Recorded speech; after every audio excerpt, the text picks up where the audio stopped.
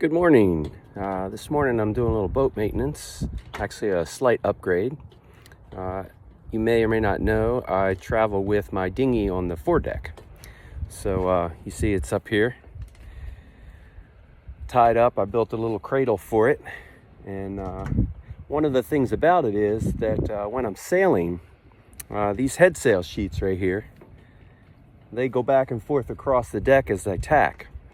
So each time I tack, I switch head sail. One becomes the working sheet and one becomes the lazy sheet or the non-working sheet.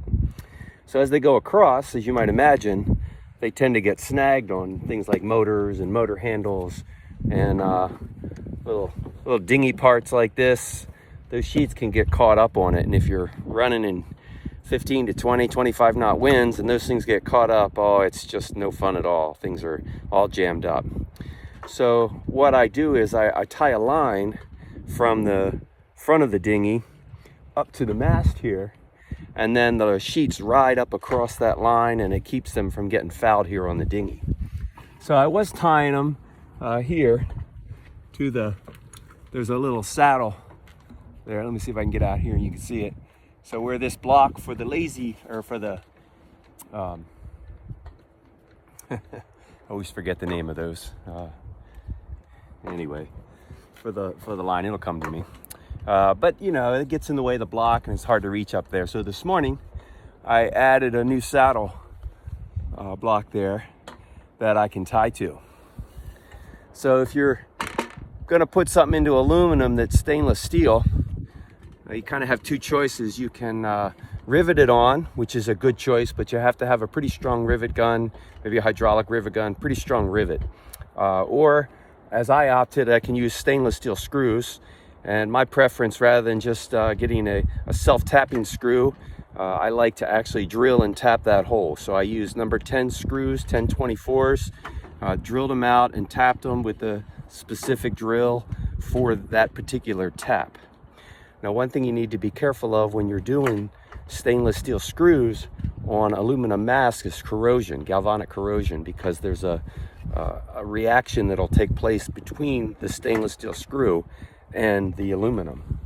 So what I found is a product by Forspar called Marlinon, is that right? No, Mauralube, Tef 45. And this is a white paste with Teflon in it.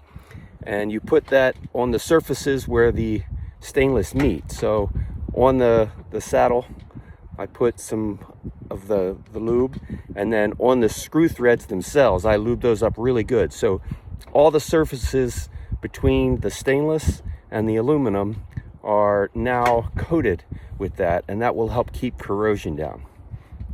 So let me see if I can set the phone up so you can see what I'm doing here. Maybe up in the fore of the dinghy, and show you how I rig this. So I got this nice blue line that I use.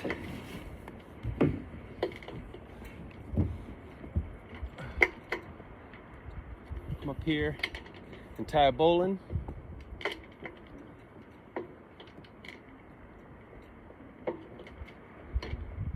That'll hold. Doesn't need to be a whole lot, because it just needs to keep that line up. And then I've got a nice webbing piece on my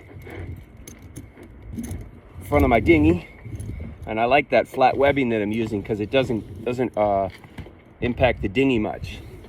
And then I use what I always called a trucker's hitch from before the days when I did a lot of sailing. Essentially, you make a loop here and you're creating a little block and tackle, and all you got to do is put a little hitch in it here, and then another half hitch to hold it, and that'll hold.